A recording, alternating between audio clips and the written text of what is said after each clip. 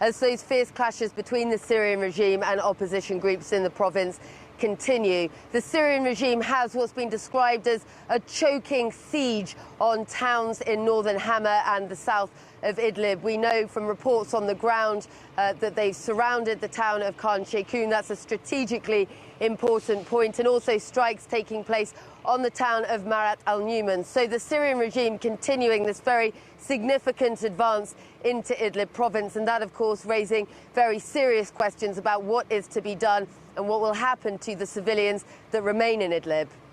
And talk to us more, Sarah, about the situation for civilians in Idlib.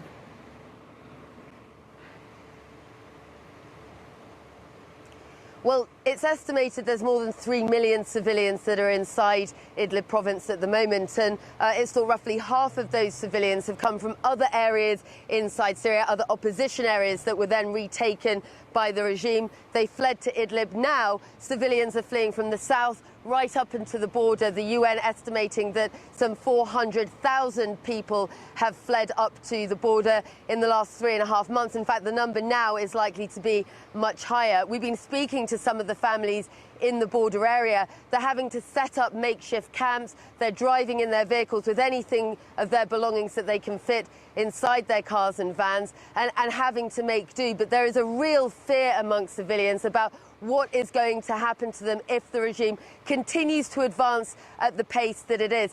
Turkey and Russia have both made noises about trying to get the Astana process back on track in the coming months, that process for de-escalation in the area. But on the ground, that's all but fallen apart. And it won't be soon enough if the regime continues its advance at this pace. So the message from civilians we're speaking to in Idlib is that they feel like they've been left alone. If the regime retakes those areas, they say they'll all be killed. The warnings are that serious. It's an incredibly dangerous moment in the war on Syria, and a very precarious situation for the civilians that remain in Idlib province right now.